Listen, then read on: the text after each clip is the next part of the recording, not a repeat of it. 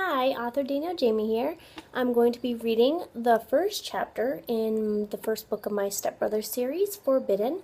I did it with chapter 1 live, which touched my heart, and all of my readers loved hearing me read the first chapter for Britain's POV. And so I'm going to be reading the first chapter, which is in Raven's POV for book 1, Forbidden, and you can also find book 2, Untouchable, right now on Amazon, and they are both in the Kindle Unlimited program, so you can read them for free. And then I will be releasing their third and final book, which is going to be a full-length Rapture, which is going to be out hopefully in the next 3 weeks. So here it is, the first chapter of Forbidden. Hope you enjoy it. There we go. Zipping my suitcase, I pull my luggage off of my bed, grab my purse, and look around my room one more time before finally making my legs move and walk out, shutting the door behind me. My stiletto heels clink loudly as I make my way down the long hallway as the sound ricochets off the walls. I stop down the winding metal staircase along the apartment myself and two of my friends share just off campus. I head outside to the cab waiting for me. Everyone else has already left, flying or driving back home for spring break, while I stay here procrastinating for as long as possible before finally having no choice but to go back home.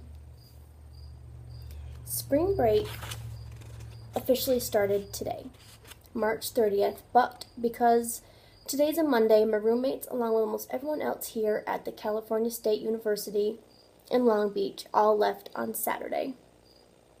Half of the school is more than likely sipping drinks poolside in Cabo right now, soaking up the warm sunshine, which is exactly where I should be, alongside my roommates Dallas and Haley. But instead, I'm like the other half of the college population, who opted to go home and take advantage of having mommy and daddy cook, clean, and do their laundry for them. Normally, I'm more than willing and more than thrilled to return home after being away at school, but this time, not so much. Usually returning home means hanging around my house with all of my friends as we catch up after being apart at college. But instead, I'll now be playing house with my mother and her newest flavor of the damn month. 3 years ago, right after my graduation, my father and mother sat me down to tell me that they were getting a divorce. I knew it was coming. They were never together. I hadn't witnessed my parents be affectionate towards one another in years. It was just a matter of time before they went their separate ways. Of course, they did the cliche thing a lot of parents do because they think it's the best choice. But the reality of it is, we would all have been a lot happier if they turned off the life support on their sham of a marriage when they knew it didn't have a chance of recovering. Instead, they chose to wait until the child graduated high school, and then once they prepared to leave for college, bam. Hit them with the major shocker, which in reality was completely obvious. They were getting a divorce. 2 years after the divorce, my father eloped with a girl half my mother's age, doing yet another cliche move. But oddly enough, I actually like Allison. She's sweet, funny, and a great shopping partner. It's a little weird, feeling as if my stepmother is one of my best friends, but I guess it's better than him marrying somebody I can't stand. Sadly, though, my mother has not had the same luck in the love department as my father. She's had her fair share of boyfriends, but nothing that's resulted in anything long-term.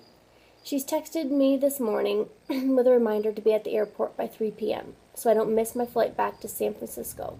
Along with a reminder was a message telling me that I was to head straight home after my flight lands and that a car would be waiting for me. I guess she has something important to tell me, and it can't wait. Of course, it's no shocker. My mother is one of the top divorce attorneys in all of the Golden State District, so she's used to getting her way, or fighting you until the death, until she does. My father's a family practice doctor who's always put others first, which with his career was a good thing, but on a personal level, not so much. I think that's the reason why my parents' marriage fell apart. My mom and dad were polar opposites. My dad's someone who loves to go on spur-of-the-moment trips and live life freely, while my mother is a workaholic who lives by her work and her social calendar. My mom knows me well enough to know that as soon as my plane touches down, I would have been hightailing it to my dad's house, so I could kill time there before having to go home. When I return home from college, my mother always insists I come to her house first, and then to my father's a few days later, because she always says we need mother-daughter time to catch up. I used to love our time together, now not so much. all thanks to her newest boy toy, Matthew Saris. I guess he's more some up-and-coming golfer in the 2014-2015 season of the PGA Tour, which I couldn't give a flying fuck about, but golf is the most boring sport on the damn planet. My mother used to agree with me on this and would bitch at my father whenever he would turn it on. But now it's her favorite sport. Every day she's off from work, she's spending it with him at the country club where he's teaching her how to golf. Matt is nice, don't get me wrong, but he is the most arrogant person on earth. I swear he stares at his reflection, grooming his perfectly slicked back hair every time he passes the damn mirror or a window that casts his reflection. To make matters worse, he has a son, 2 years older than me, who is just as big of a self-obsessed douchebag as his father. Luckily, until now, I've not had to spend more than a few days with Matt or his son Link, because he was with his mother in Sacramento during Christmas break. But because it's spring break, Link and I have been demanded to spend a week in San Francisco with my mother and Matt for what they keep claiming to be family bonding time. Now, come on. They've been together 5 months. I'm counting down the days until my mother grows bored and kicks him to the curb. He's been jet-setting all over the world since they started seeing each other. My mother gets jealous easy. So their relationship is a ticking time bomb. He's extremely attractive for his age, and it's rare that a man like him would want a woman pushing 50, especially when he's only 43. Most men are shallow pigs and need pretty young eye candy trophy wives on their arm, especially if they're famous, which, from the look of things, he's really grown in popularity over the last year in the PGA.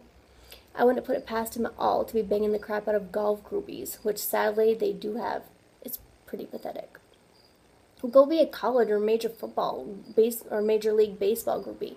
At least when they have a chance to see some actual hotties, not a bunch of old geezers popping Bayer tablets so they don't have a heart attack walking 18 holes.